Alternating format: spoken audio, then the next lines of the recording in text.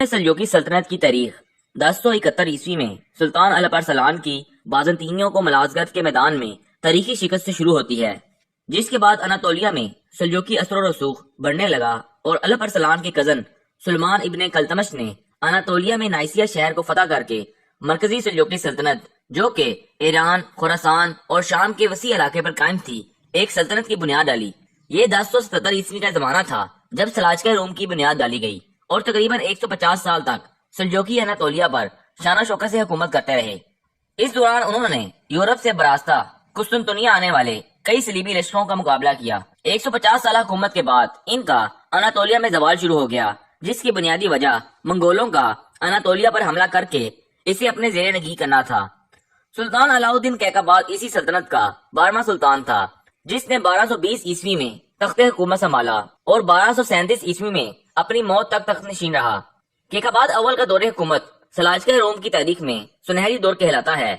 لیکن کیقباد کا تخت نشینی کا سال وہی سال ہے جب 1220 میں چنگیز خان نے خوارزم شاہی سلطنت کو شکست دی اور اس کی سرحدیں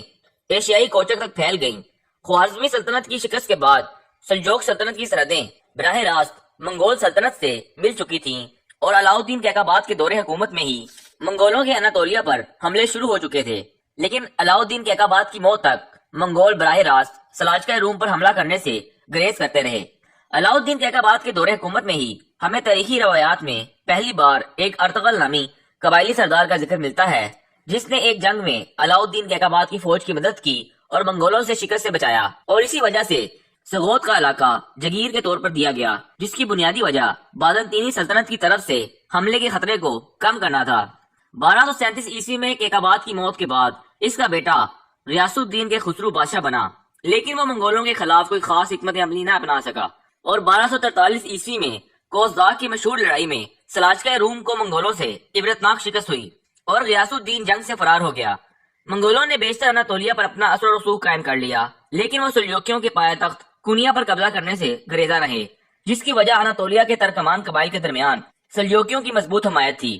اس جنگ کے 3 سال بعد 1246 میں سلطان غیاث الدین شکار کے دوران زہریلے جنگلی جانور کے کاٹنے سے وفات پا گیا،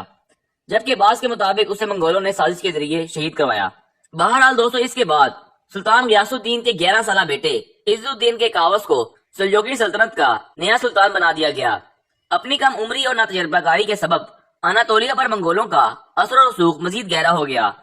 اس کے علاوہ عز الدین کے کاوس کو محلاتی سازشوں اور خانہ جنگی کے نتیجے میں اپنے دوسرے بھائیوں کلیچ ارسلان چہارم اور کیقباد دوم کو سلطنت کے مختلف حصوں کا سلطان تقسیم کرنا پڑا، اور یوں سلجوقی سلطنت عمرہ اور محلاتی سازشوں کے نتیجے میں تقسیم ہو کر مزید کمزور ہو گئی۔ دوسری طرف منگولوں کی اناطولیہ میں مداخلت سلجوقیوں کے پایہ تخت کنیا تک پہنچ چکی تھی۔ 1256 میں عز الدین کے کاوس نے سلجوقیوں کی رہی سہی طاقت کو اکٹھا کیا اور منگولوں کو اناطولیہ سے بے دخل کرنے کے لیے جنگ چھیڑ دی، لیکن اس جنگ میں اسے شکست کا سامنا کرنا پڑا اور اس نے گولڈن ہارڈ کے حکمران برقع خان کے پاس پناہ لے لی،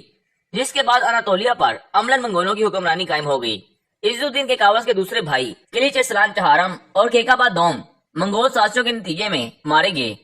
اگرچہ عز الدین کے کاوس جلا وطن تھے، لیکن منگولوں نے ان کو اپنے اقتدار کے لیے خطرہ اور اناطولیہ میں بغاوت کے ڈر سے ان کے بھائی کلیچ ارسلان چہارم کے کم عمر بیٹے غیاث الدین کے خسرو سوئم کو اناطولیہ کا کٹ پتلی حکمران بنا دیا۔ اس طرح اناطولیہ میں سلجوقیوں کے نام تلے منگولوں نے اپنی حکمرانی قائم کر لی کہ خسرو سوئم 1265 سے 1284 تک کٹ پتلی سلطان رہا۔ بالآخر منگولوں نے اس پر بغاوت اور غداری کا الزام لگاتے ہوئے اسے قتل کر دیا۔ اسی دوران 1280 میں جلا وطن سلجوقی سلطان عز الدین کے کاوس وفات پا چکے تھے، جبکہ ان کے بیٹے مسعود بن کے کاوس اناطولیہ میں موجود تھے۔ منگولوں نے خسرو سوئم کو قتل کرنے کے بعد اناطولیہ میں بغاوت کا خطرہ محسوس کیا اور اناطولیہ کے ترکمان قبائل کو مطمئن کرنے کے لیے عز الدین کے کاوس کے بیٹے مسعود بن کے کاوس کو نیا کٹ پتلی سلطان بنا دیا۔ 1284 سے 1302 تک منگولوں نے سلجوقی تخت کو اناطولیہ میں موجود طاقتور ترکمان قبائل کو قابو کرنے کے لیے استعمال کیا،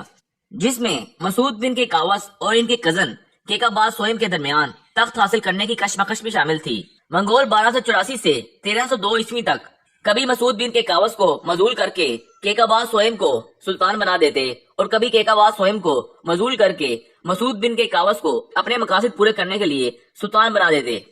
منگولوں کی اسی پالیسی سے اناطولیہ میں سلجوکیوں کی مقبولیت میں خاصی کمی آ گئی اور کئی ترکمان قبائل بھی ان کے خلاف ہو گئے۔ انہی حالات کے دوران 1299 عیسوی میں عثمان غازی نے سلجوکی سلطنت سے الگ ایک ریاست کی بنیاد رکھی جسے دنیا آج سلطنت عثمانیہ کے نام سے جانتی ہے۔ بہرحال دوستو 1302 عیسوی میں منگولوں نے سلطان کیکابا سوئم پر بھی غداری کا الزام لگا کر انہیں بھی قتل کر دیا اور مسعود بن کیکاوس کو ایک مرتبہ پھر کٹ پتلی سلجوکی سلطان مقرر کیا جو 1308 عیسوی تک سلجوکی سلطان رہے۔ سلطان مسعود کا یہ دور حکومت سلجوکی سلطنت کا آخری دور حکومت تھا۔ 1308 عیسوی کے بعد سلطان مسعود اور سلجوکی سلطنت دونوں ہی تاریخی صفحات سے ہمیشہ کے لیے غائب ہو گئے۔